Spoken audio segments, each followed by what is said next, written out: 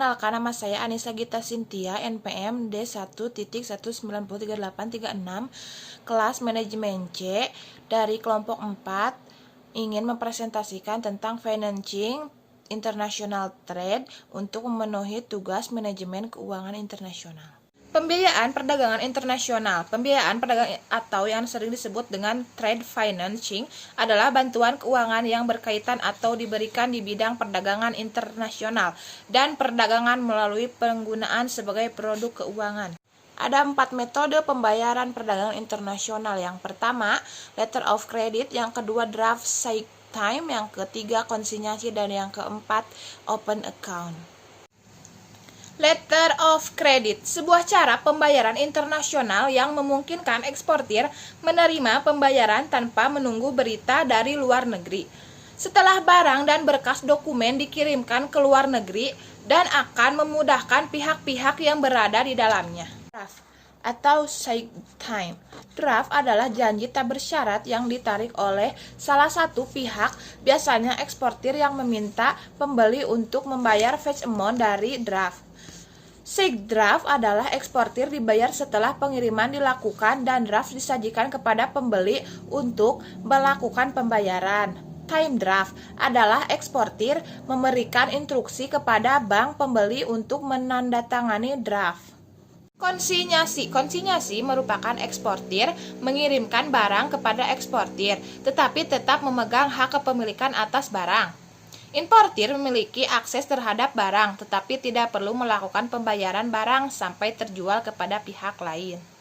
Open account merupakan di mana eksportir mengirim barang dan mengharapkan pembeli untuk melakukan pembayaran sesuai dengan syarat-syarat yang disetujui bersama.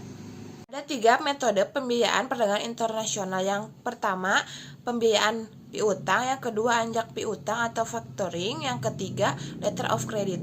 Pembiayaan piutang merupakan pembiayaan yang dilakukan bank dengan menyediakan kredit kepada eksportir yang dijamin oleh piutang. Yang kedua, anjak piutang. Eksportir menjual piutang tanpa recourse dan menanggung semua kewajiban administrasi berhubungan dengan penagihan piutang dan pemberi serta ekspor kredit pembeli. Yang keempat, letter of credit. Beberapa letter of credit yang digunakan untuk membiayai perdagangan yaitu 1. Standby letter of credit, dokumen yang digunakan untuk menjamin pembayaran kepada eksportir. Kedua, transferable letter of credit, dokumen yang memungkinkan penerima pertama dari standby letter of credit untuk mentransfer sebagian atau seluruh letter of credit awal kepada pihak ketiga. Ketiga, assignment of process, metode pembiayaan lain untuk transaksi yang melibatkan perantara. Badan-badan yang mendorong pertumbuhan perdagangan internasional, yang pertama Bank Ekspor Impor atau Bank Eksim, yang kedua Private Export Funding Corporation atau PEFCO, yang ketiga Overseas Private Investment Corporation atau OFIC. Bank Ekspor Impor atau Bank Eksim, program-program yang dirancang untuk memenuhi 2 tujuan umum yaitu 1. Dengan menanggung resiko kredit dan country risk dari negara yang bersangkutan.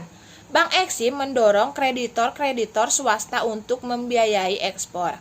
Kedua, menyediakan kredit langsung kepada pembeli luar negeri jika kreditor-kreditor swasta tidak mau melakukannya.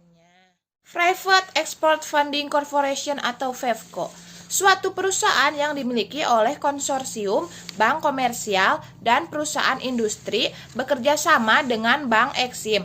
PEFCO menyediakan pembiayaan jangka panjang dan menengah dengan suku bunga tetap untuk pembeli asing. Overseas Private Investment Corporation atau OFIC, melakukan pinjaman langsung atau program penjaminan. OFIC akan memberikan jangka menengah dan jangka panjang pada investor Amerika Serikat yang bekerja sama di luar negeri. Kasus letter of credit disampaikan oleh Maria Pauline Lumowa. BNI justru kebobolan uang sampai 1,7 triliun rupiah dari surat kredit fiktif.